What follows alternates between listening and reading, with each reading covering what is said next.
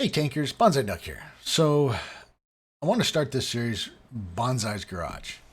And what is that? Well, that's what tanks does Banzi play, and why do I play these tanks? There's tanks I have that you may not. There's tanks you guys probably have that I don't. But why do I play the tanks that I play, and why don't I have other tanks? I can tell you some of the reason for that is that if I don't play a tank and I don't like playing it, I don't keep it. Um, that's pretty straightforward. As I grind through a line, I'm generally dumping the one below it, just to get to where I play. And my gameplay area, my safe space, or I guess, or my repertoire is in eights, nines, and tens, and some sevens, some sixes, but that's it. But a lot of time is spent at eight, nine, and ten.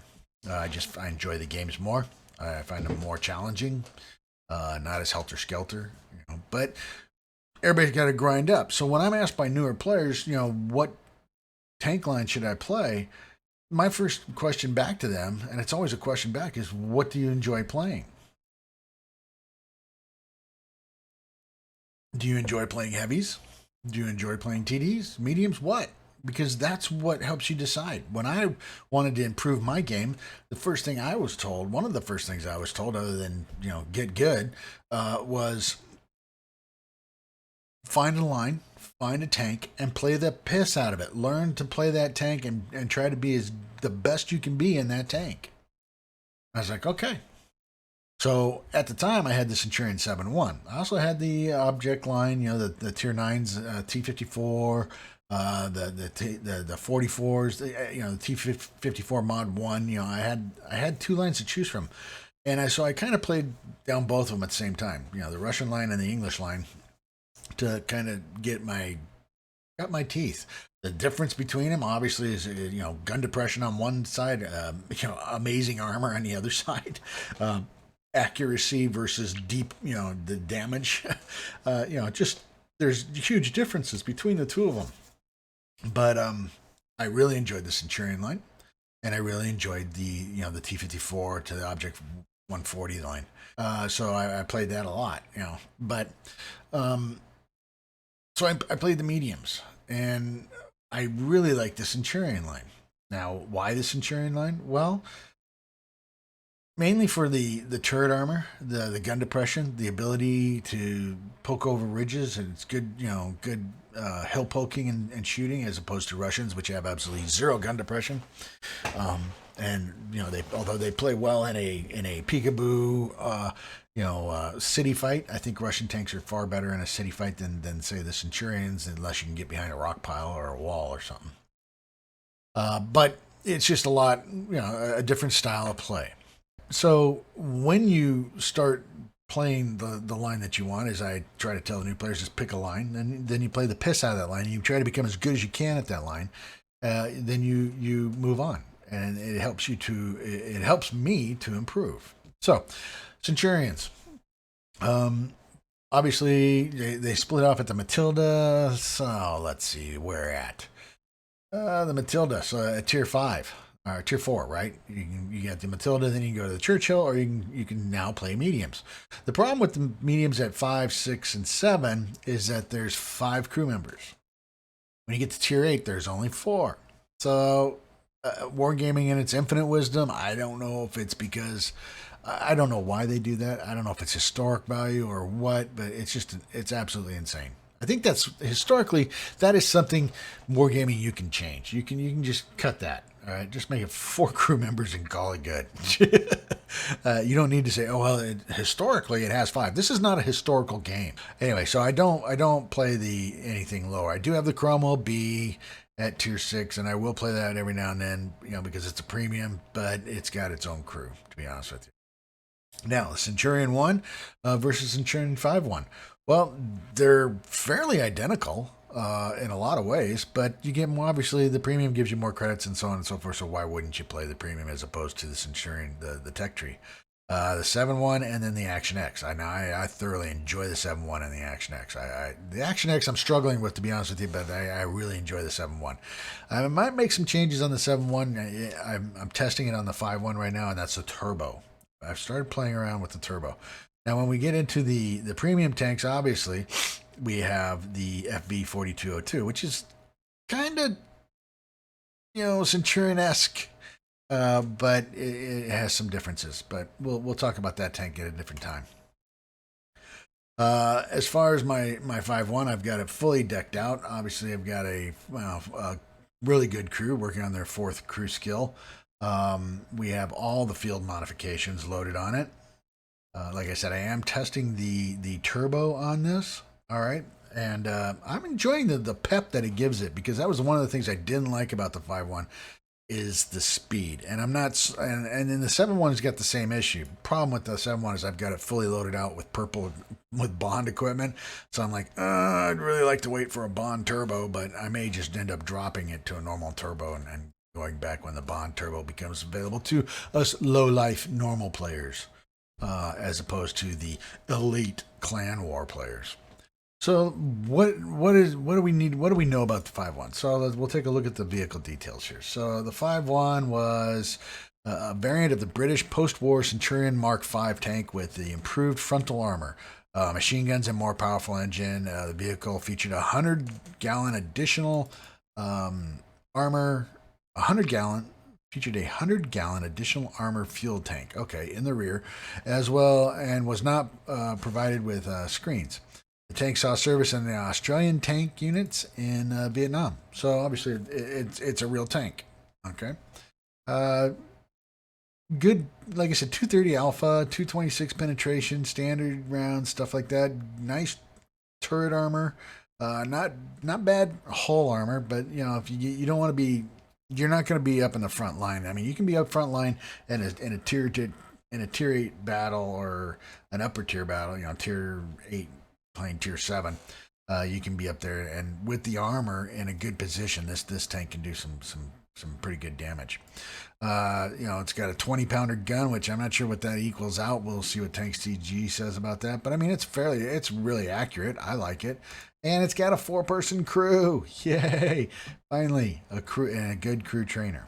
All right, so it's just an all-around good tank, I think. And if you're going up this line, the Centurion Mark I, by all means, is a fantastic tank, and you'll see in the Tanks GG that if you don't have the 5.1 in your garage because you haven't bought the premium tank, that's not a problem. Grind the Mark I, play the Mark I, and work it, and it works just as well. I've seen a lot of Centurion ones out there in the game, and they play very well, and they play almost identical to this thing. I just happen to have this thing. So by no means am I saying this is better than the Mark I, other than by experience and credit because of the premium ability. They both play equally. I just don't see the need to have both of them in my garage. So we're going to take a look at Tanks GG. All right, so here we are at Tanks GG. And as we can see, it's fairly standard tank. I've got a comparison of the 3 of them. This is a base model Centurion 5.1. This is the Centurion 1, all right? And then this is my Centurion 5.1 that is loaded out in my full loadout. But the only thing I don't have is I got to make some changes here, right? So I need to make this one. I'm going to make that. Just change it here. We'll put that there. Put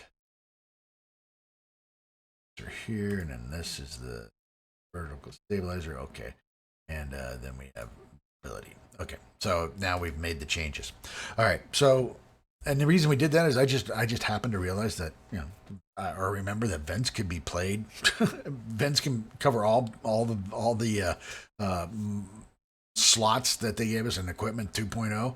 And so I was able to use, get the extra slot, which gives me the benefit on both my vents and my turbo. Anyway, so as we can see, the Centurion Mark I versus the 5.1, I mean, almost identical in every way. The only issue is in gun handling, and this is soft stat movement and an engine power. Okay, weight wise, the Centurion 1 is less weight because it has less armor, but you would think that you would see that armor somewhere, and you do see it in the hull. Okay, so from 120, which is the front plate, to 76. So there is a difference right there, a small difference, but that just changes the style in which you play. You don't just you can't use that front extra plate to bounce things. But honestly, I don't put a lot of faith in that plate all the time. I tend to use the turret, and that's where they're identical. So the turrets are identical. So you might as well you do it. Health, you got 50 extra hit points on the Centurion 1 compared to the 5-1. And the engine is, what is, I can't even, looks like, I guess is that fire? I'm assuming engine fire. So it's got a little bit better engine fire. Obviously, shell wise, stationary camo is could be better, worse. There's just minor differences. It's still a very good tank. Now we throw in mine and the way I have it built out, and I've jumped up in DPM obviously, and my rate of fire is dropped to 7 seconds, so on and so forth. And I've increased in a lot of different areas just due to the modifications that I've made. But armor wise, let's see. This thing, I mean, it's a beast. It's a beast. If you get it into you can get the gun depression to work well. All right, let's get there. Oh, come on. Don't do this to me. There we go. All right, if we can bring the gun depression in, I mean, you block that plate. I mean, you're stopping a lot of stuff, right? And just frontally, if you can get a hole down, you're still stopping. There's a weak point up here, obviously, and this is against itself. Now, if we just want to take it against, say, the compare it to, say, the 122, which is out there, right? Where is that bad boy? There it is. All right, and we're still blocking a lot of shots there. Now we do open up some more. All right, and until he brings his heat, that's when the ability for him to start overmatching and stuff like that comes into play. Against standard rounds, this thing is going to do well. Now, how will it do against, say, a tier 9? Well, let's just take it versus Centurion Mark 1, right? Or the Mark 7-1, right? Oh, well, you got to really use gun depression. Even then, you're going to that plate's going to not hold up. But turret wise, it does fairly well. All right, until he brings the hesht, and then your turret's doing fine, but you're losing on your hull. So, like I said, at its own tier and lower, it does quite well. At upper tiers, that's when you start seeing the issues arrive. But you're going to see that with any tier 8, right? So it's not that that's a huge issue, to be honest with you. I'm going to take this back to itself because it changes everything. And there we go. So if we go back just to stats, then we can see that as a tank, I mean, it does fairly well. All right, and comparatively, it holds its own. And you can play any one of these, Centurion Mark 1 or the Centurion 5-1, and still have a really good tank. So for all you free-to-play players, go ahead and grind through this line. This tank holds up just fine. Just because you don't have the Centurion 5-1 doesn't mean it's not going to work for you. So I got a video I'm going to show you. I think it's a pretty good game, and then we'll wrap this bad boy up. All right, so here we are. We find ourselves on Fisherman's Bay in a standard battle in a pure tier 8 game. So again, I see a lot of tier 10 games in this. I see a lot of tier 9 games. I very rarely get a lot of tier 8s, but recently have seen quite a few tier 8s. I don't know if that's because of Murney going on or what, but we'll just call it luck of the draw. And on Fisherman's Bay, again, the advantages of this tank are the hold down, peekaboo, accuracy, that type of stuff. So my decision was to bring it up here towards the middle and see what I could do. Now I wanted to be careful, didn't want to just drive right up there where the WZ's at and get spotted because the camo on this thing is not the best. But like I said, I do enjoy the accuracy and the ability. Now with the turbo, it's been a lot of fun. So come over here and just kind of angle it a little bit, just kind of poking out, seeing what I can see. Standard fare deployment, heavies and TDs and stuff like that. And I think this video is going to show is the mobility of the tank, the ability to move around on it, as we'll see. So obviously it's a little slow getting started here. There's a Lancing that's trundling across, and I don't take a shot. I'm just kind of letting see what forms. I'm waiting for these guys to pop up on the hill, to be honest with you. don't want to give away my my position. I don't know if there's a there is a WZ and an ELC even 90 on their side. Trying to be smart about it. And of course we take a no good shot there. So the gun is accurate. The tank, the shooter, the gunner may not always be accurate.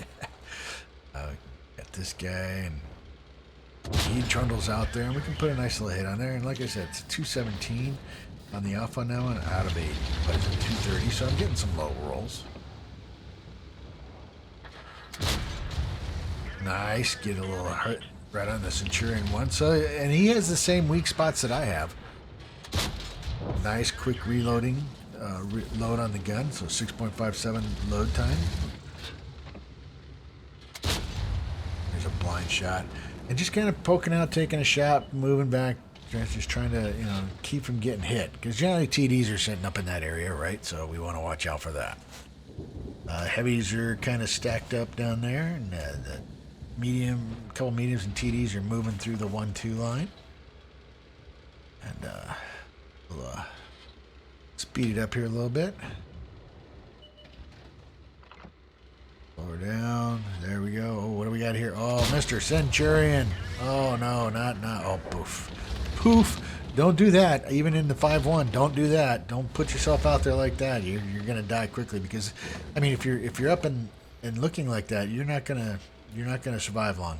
You don't have the armor for that in either line, either tank. Honestly, there's WZ. There's a shot into him. Nice. And you can see that it's just got good accuracy, fairly decent penetration at its own tier. I haven't had to dip to the gold yet.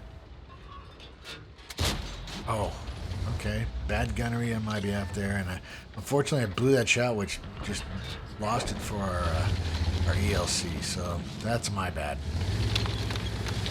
Alright, so I can see that the heavies are getting penned up, and we might need some support over there. The WZ's moved over to the other side of the road, which tells me that there's nobody up here. Alright. You gotta be careful when you're working this ridge here that you don't get shot from... as you'll see, I'll get shot from a tank back over here somewhere, right? So you gotta be careful playing inside these buildings.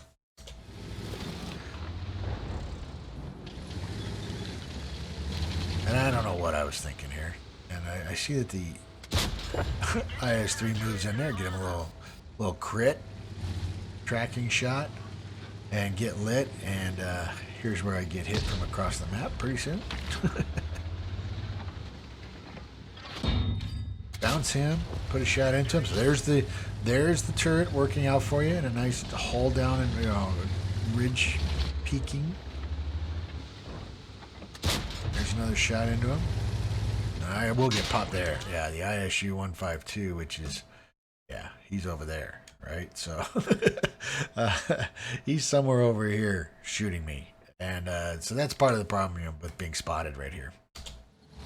Fix the track and said, "Ooh, not good that I'm here. He can see me, and this is not good."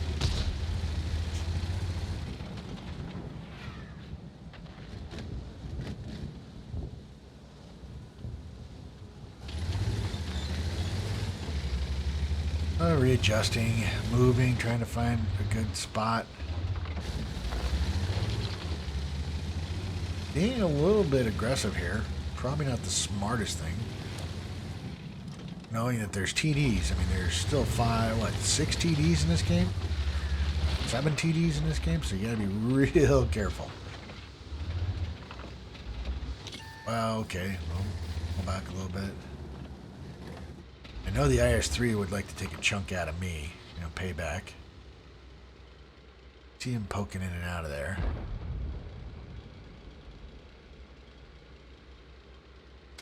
And just a pixel shot. That's all that was. Just right in the turret. So it's like, oh, okay. I'll take it if I can get it. Might as well do that if you can get it, right? Try IS-3. You gonna come up and give me another shot? Oh, I do get spotted, so I gotta be careful. I don't know where their TDs are at. I thought maybe he was gonna back all the way up, but that didn't work out. I know that they got an Artie back there somewhere. I know there's a Scorpion G. I'm kind of being gutsy here. Scorpion G is hiding back there behind a building or something. Anyway, the IS-3 bites it. WZ managed to finish him off. And I said, okay, well, let's see. And I'm going to move down here with the Alpine Tiger and see if we can't, get some work done.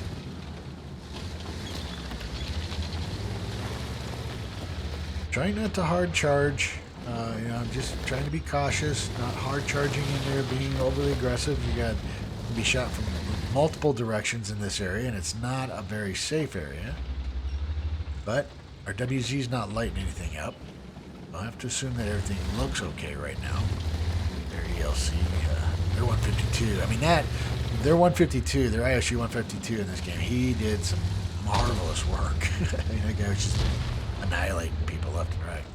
And there we go. Finished the ISM. There's an already shot. Not sure where I thought that Scorpion was still around here, so you gotta be careful with him. We're kind of held up on the 1-2 line, so we've got to make this push work. And I'm kind of just sitting back, just trying to disappear, to be honest with you. This is a new area for me. Playing in this area right in here on this map. I haven't played it much. Usually I'm only down here with the heavies when I'm in a heavy, right? So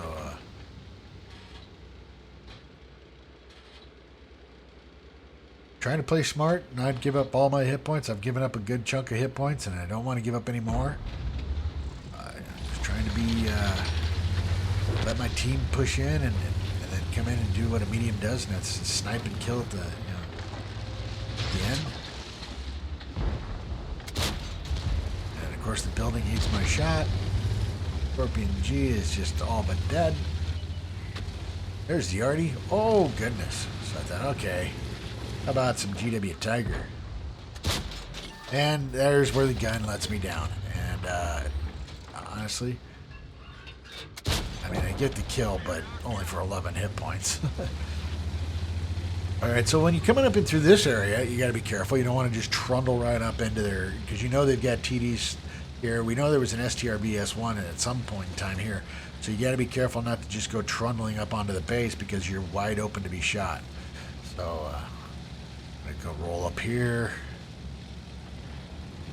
and use the turret, the ridge peaking of the tank.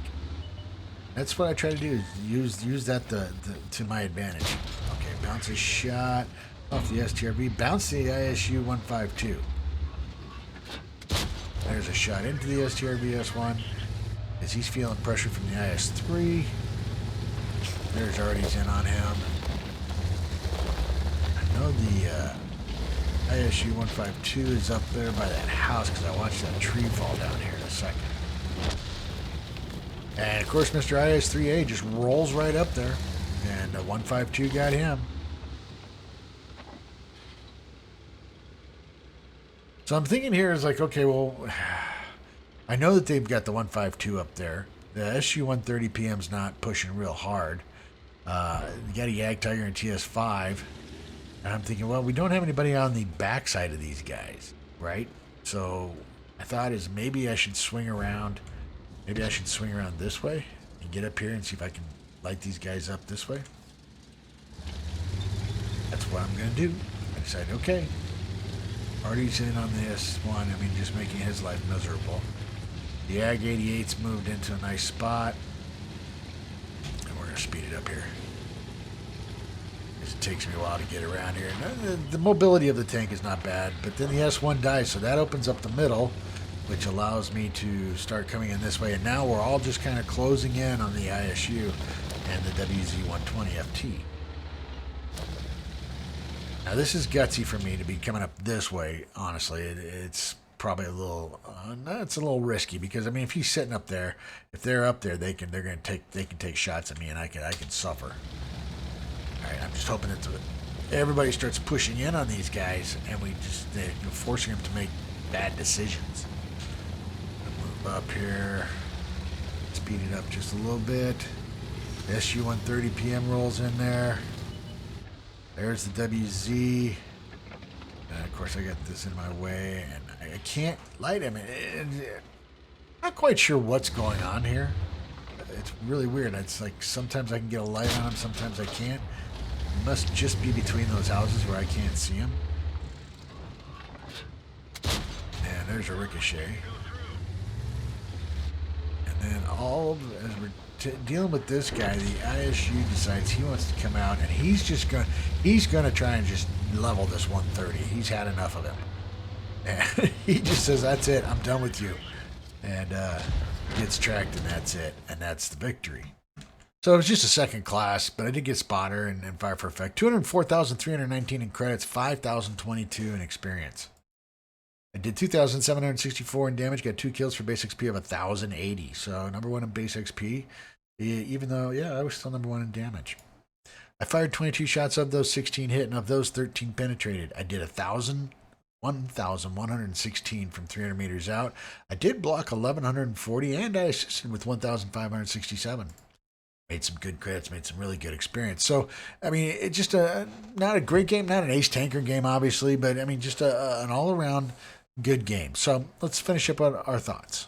All right, so final thoughts on the Centurion 5.1. I think, as a tier 8, it's an awesome medium tank, and as a premium, it's one of my favorite. You can certainly, again, if you're free to play, you don't have the premium, and the Centurion 5.1 doesn't come on sale very often. The Centurion Mark 1 is obviously a great tier 8 medium tank, tech tree tank to move through and to keep. Like I said, I would be playing it if I didn't have the 5.1, just because it's such a fun tank to play and a fun line. So I'll be bringing in another video. I'll be doing another one about the 7.1 and then the Centurion Action X. And we'll just kind of do that, and then we'll move on to other tanks. So I hope you've enjoyed the video. If you did like the video, hit the like button. Keep those videos coming. I greatly appreciate it. Please remember to hit the subscribe button. This is Banzi Duck out.